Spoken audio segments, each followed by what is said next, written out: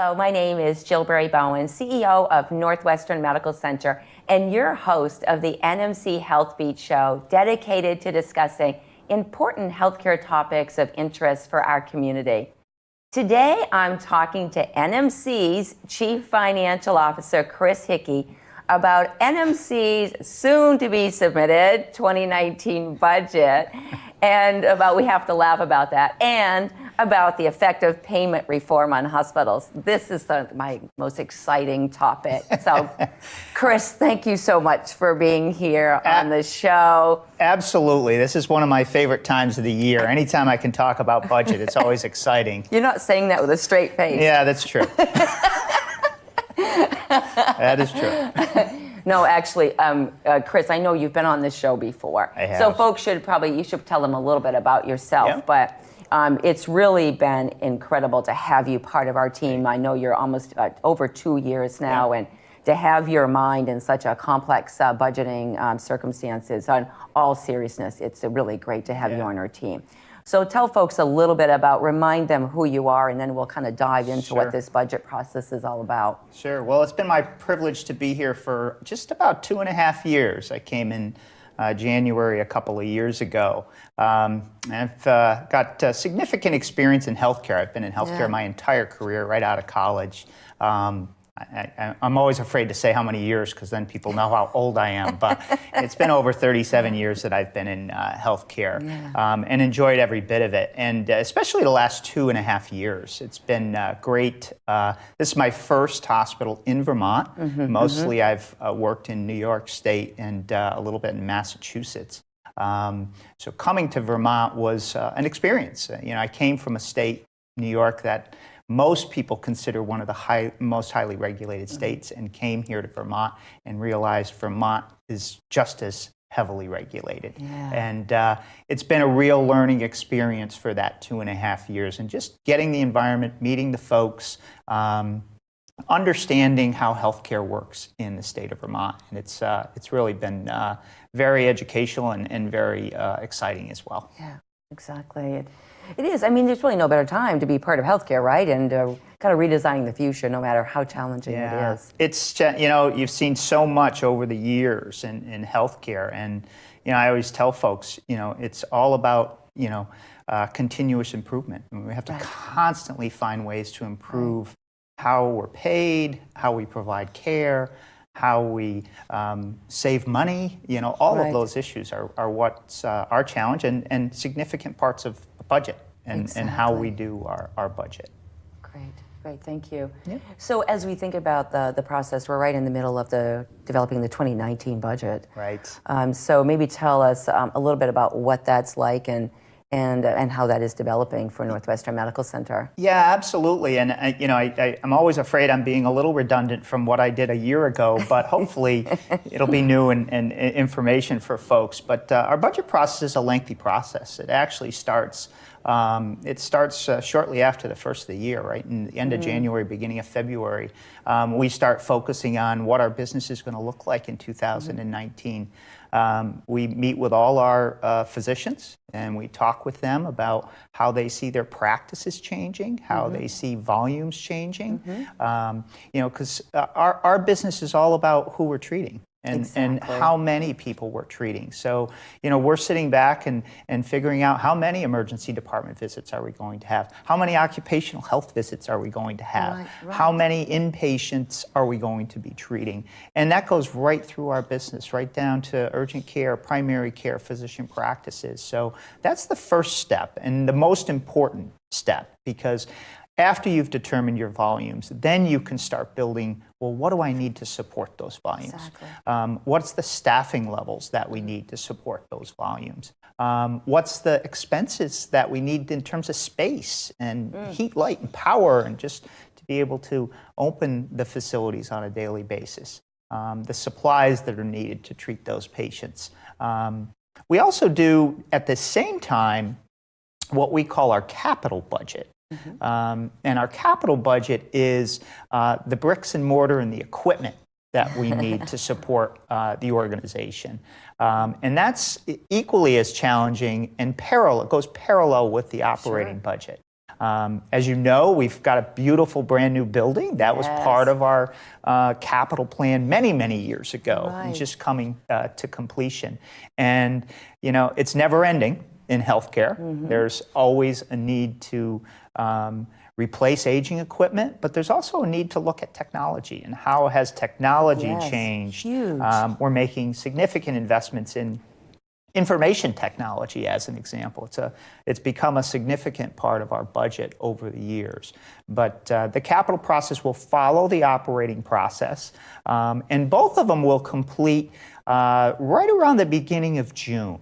We'll complete those processes and we'll put them together and begin to build the plan of what 2019 will look like.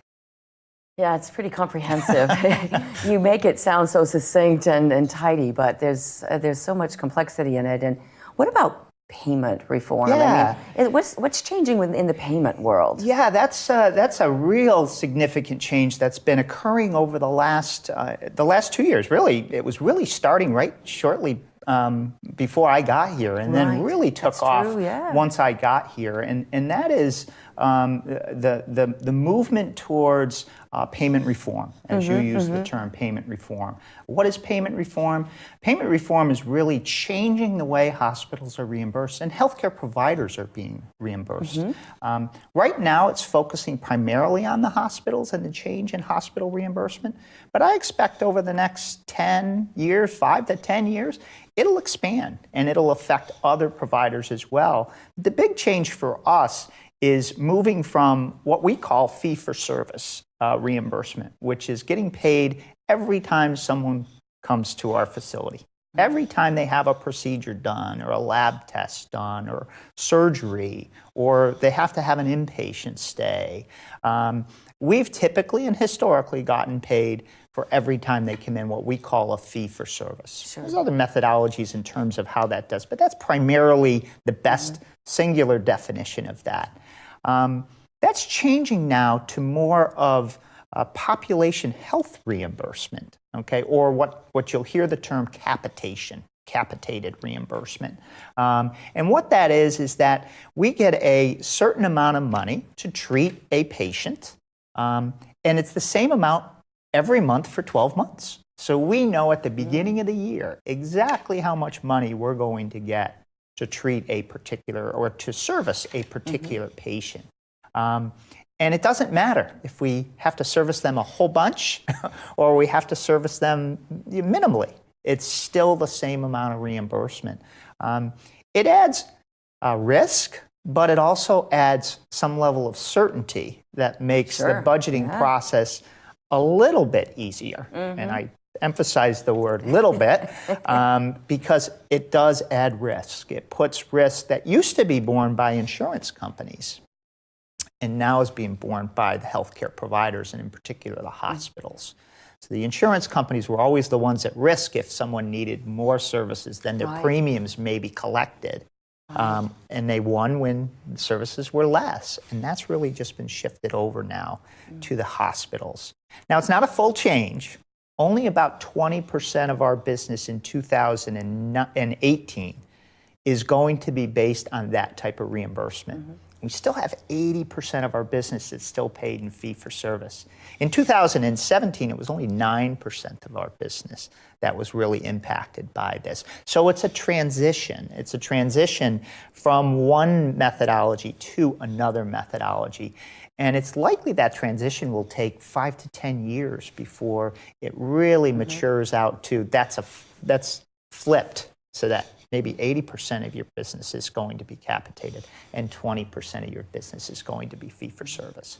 So it's going to be a transition. It's going to take years, and it's going to make our life a little bit more difficult because how we work to provide services to these patients will have to change as well, and that'll have to change as we move forward. Wow, you just said a lot. So I think I understand the capitated piece to some degree, but how is it impacting like what we're doing in 2018? So you said we're about 20%, and then you anticipate more potentially for 2019. So, and then you have medical inflation. So you've got stuff happening outside of us. So if we get this capitated amount and you have this inflation, how is that being captured, and how is that impacting like today in 2018 and as you forecast for 2019? It can be easy in some sense, this capitation, you know what you got, but then how does it adjust for what's happening outside of us? No, it's a great point. And, our challenge is always, from a budget preparation perspective, is always the balance of revenue and expense. Yeah. And that's what our life is about, from a budget perspective. Do we have the revenue, and is there enough revenue to support the expense base you need to provide services to those patients? And our revenue's capped. We've talked about that before, yes, and that could be a topic for another show. But our revenue is capped by the process here in Vermont with the Green Mountain Care Board. We've received our cap rate for 2019's budget, and it's 3.2% in total. It's 2.8% associated with real medical inflation, and it's 0.4% for healthcare reform. Payment reform, transformation, healthcare transformation. So 3.2%. You mentioned medical inflation. This is our challenge. Medical inflation is right now running at about 5%. So our revenue is only going to go up by 3%, but medical inflation is going to go up by 5%. So the question is, then what? How do we do that? And really how that's increases the importance of expense management. That was going to be my next question. I mean, how do you do this? What things are you thinking about? Yeah, it's one of the most difficult things that I think that managers do on a daily basis is on a daily basis being diligent towards their expense management. A lot of our expense, the majority of our expense, about 65% of our expense is people and benefits associated with that. So the first thing that we do as a leadership team and as a management team is how do we determine what the right number of people are to provide these services? What we call productivity. In the finance world, it's productivity, and we work on that with our leadership team constantly in terms of trying to identify what's the right number of people. We use external benchmarks. We look to other hospitals across the country and say, what's the right number of people to have for every service that we provide? And it's being diligent to that. And we strive to be in the top 10 percentile of hospitals across the country. And we work on that on a regular basis of trying to be within the top 10%. It's not easy, very difficult to do. And it's more challenging for some departments than it is for other departments. And then we have the entire expense management. Our leadership team meets every 2 weeks. We have an hour-long expense management meeting where we sit down and we try to identify opportunities. We try to be innovative in trying to find innovative ways to reduce expenses, but not only reduce expenses, but also generate revenue as well. So it's two-sided. Sure. It's a two-sided piece of that. We've actually recently reached out to our staff and said, yeah, that's cool. They may have great ideas. Exactly. How do we get the staff? They're the ones that are doing this on a day in, day out basis. They're probably going to have better ideas about expense management than leadership might have. And we've just started a program called our Bright Ideas program, which is really a way to get staff to really identify a bright idea and share it with the leadership team and identify some cost savings. And we're actually going to reward people who come up with great ideas. That is totally awesome. Yeah. So our time, I mean, we could talk about this all day. That's the challenge, right? So, I mean, our community are thinking, oh my gosh, I can only imagine what they're thinking right now. But, one key thing about this, I think, is that in a capitated environment, the healthier we can keep the population, the better. Absolutely. So, I mean, in your closing, how would you say that we're changing our systems to invest more in the wellness aspect of total health. Yeah, that's a great point. Again, I know you've had plenty of TV sessions about Rise Vermont and lifestyle medicine and our Healthy You program. And all of those programs are programs. Capitation is successful if people are healthy.